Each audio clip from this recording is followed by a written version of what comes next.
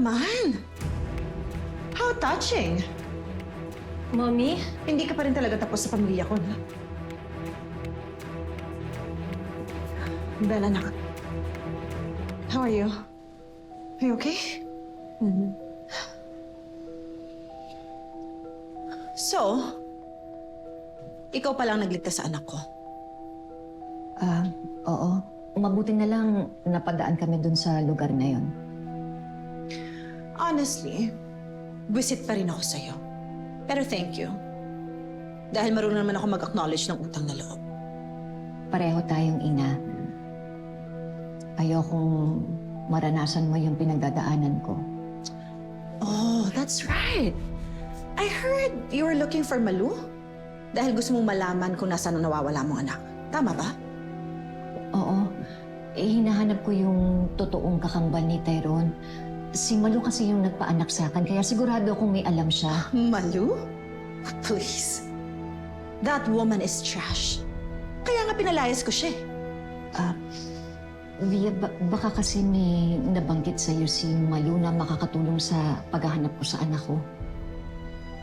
Mommy, baka pwede po natin tulungan si Tita Rosel. Baka may iba kayong contact. Come to think of it, I think may isang nabanggit sa akin si Malu. Talaga? Ano yun? You know what she said? Malu said that cheating comes with a price. Kaya siguro hindi mo mahanap ang anak mo. Seryoso ka pa talaga, Via?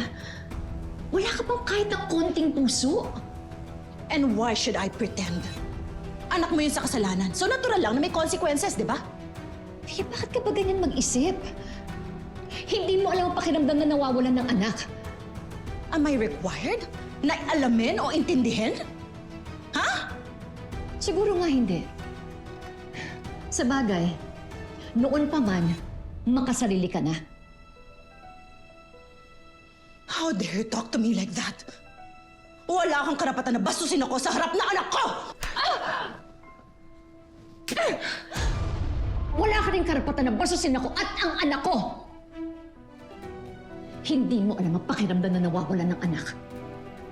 Magpasalamat ka na lang at hindi nangyari sa'yo yun. Oh, you think I don't? You think I don't?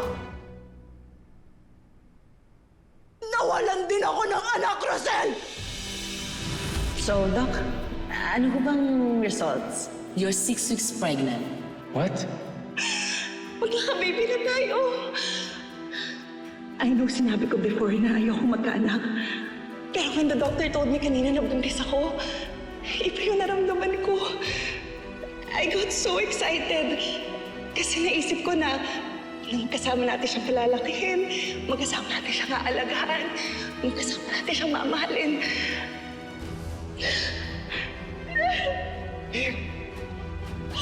Iwan ako! Ayoko! Wala yung anak ko! Chris, ayoko! Wala yung anak natin! Ayoko! Wala yung baby natin! Gusto mo loob mo? Hindi mo mawala, baby. Gusto mo. The fall caused significant trauma to your uterus. Nagkaroon ng severe internal bleeding and damage to your endometrial lining and fallopian tubes. Ano ang ibig niyo sabihin, Doc? Wala kaming choice but to perform an emergency procedure. Baka pwedeng diretsuhin niyo na kami. Hindi namin maintindihan eh. Due to the extent of the damage, I'm afraid you won't be able to conceive again, Mrs. Almendras. Wala na yung baby natin at hindi na ako magkakaanak. Alam mo ba yung pakiramdam na masabihan ka na hindi mo na kayang manganak ulit? Na wala ka ng kakayahan na manganak ulit? Hindi, di ba? Mabuti ka pa nga eh. Alam mo na buhay yung anak mo. Pero ako,